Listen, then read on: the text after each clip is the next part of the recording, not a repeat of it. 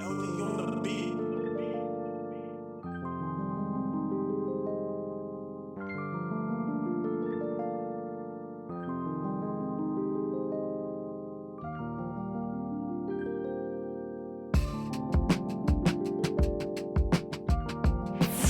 In quotes. Okay. All right, you ready? Okay, welcome to Big Queen's first Little Mike interview. I am honored to have my lovely, fabulous, amazing, incredibly stylish auntie, Miss ISOLA Johnny, and we're going to just chat about fashion. We're here in New York for Fashion Week. So, how do you feel being on the Queenie Network for the first time? Oh, I love it. I think it's fascinating. You're so perfect. Okay, so to start, I just want to get a little bit of background information on what inspired you to get into the fashion industry. Well, my dream of being a fashion designer started when I was 4 years old, believe it or not. I would make dolls from a fruit called the breadfruit, and I would cut my hair and put it on the baby's on the breadfruit's skin head, and my mom used to whip me. But when I went to Trinidad, where I spent quite a few years, I bought a Barbie doll. And I have to say, as an older person, the Barbie doll was my biggest inspiration because when I bought the doll, it came with a little booklet that had multitudes of fashions. And I made every single one of those outfits in In that real size? for the Barbie doll. Oh, you took the For the inspo look and put. Yes, for the Barbie doll. I made every one for the Barbie doll. Wow. So after you left Trinidad, you came to New York and you Yes. went to the Fashion Institute of Technology. No, it wasn't that easy. It wasn't that easy. No. I was an au pair, which you know what that is. Yes. And I worked with a family upstate, and I sometimes would look at magazine and try to sketch the figures that I see, the fashion. And the people I work with, the grandmother of the children, one day said to me, I don't know why you spend time doing that because you're not going to be a fashion designer. Nobody's going to hire you. That's what she said. I packed my bags and I left for New York City and stayed with my childhood girlfriend. And one day I was wearing this outfit that I made. It was red, white, and blue. And I made the skirt mitered.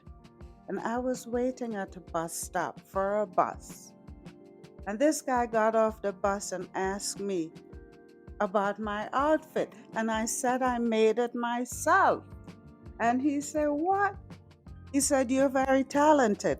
And then I say, Yes, and I would love to go to school to study fashion, but I can't afford it. And he said to me, there's this school in Manhattan, it's called FIT. It's the least expensive school in New York. And sorry, I get emotional every time I think of this. I'm so sorry. And he said to me, you should go there because it's not expensive. This is what started me at FIT. This is the person. And he was a mature man. I mean, guys always try to pick me up, but I didn't feel this way about this person because he seemed genuinely interested in my outfit. I ended up going to FIT and they told me that I have to bring some things in that I did. Now, most people going to FIT, they have got to take a sewing class. But I brought stuff that I made, and that got me in at FIT. Wow. And my teacher, her name was Linda Tain.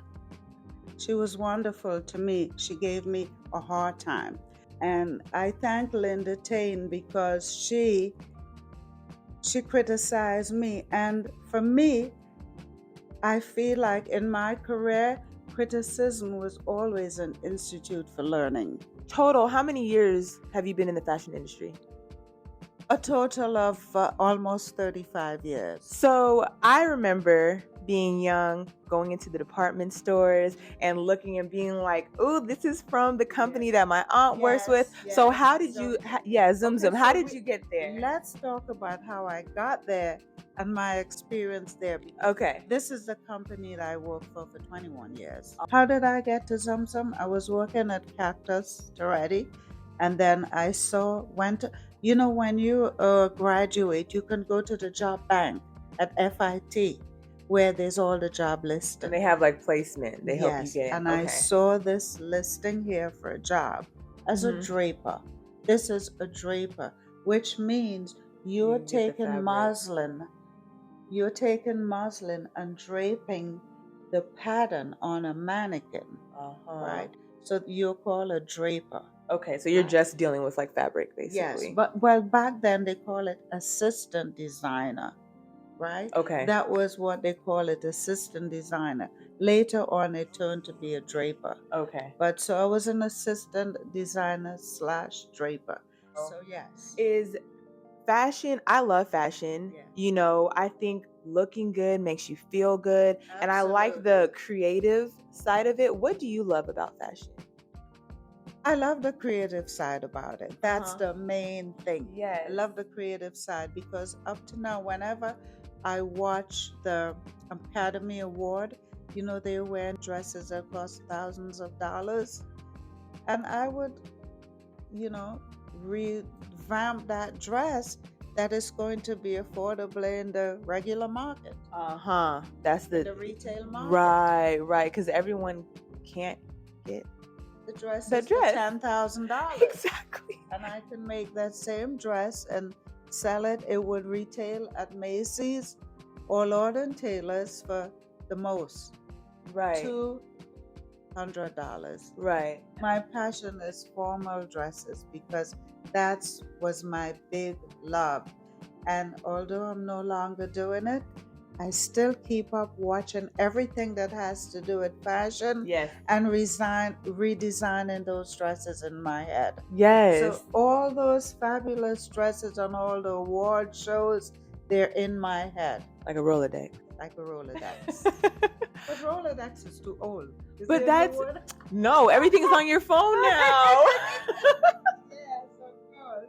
So, Of course, okay, yes. I want to end with some advice that you can give to maybe young women or men who are in the industry and who are just starting. What are Yes. some words of wisdom you can Okay, share? what I will tell you is if you have a passion, go for it.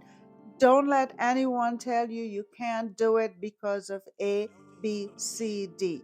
If you love something, if you're passionate about it, go and do it. It is possible. You may find quite a few bumps in the road, but you know what? You've got to have faith in yourself and believe that this is what I want and I'm going to go for it, come what may. I love it. Thank you, Auntie. I appreciate it.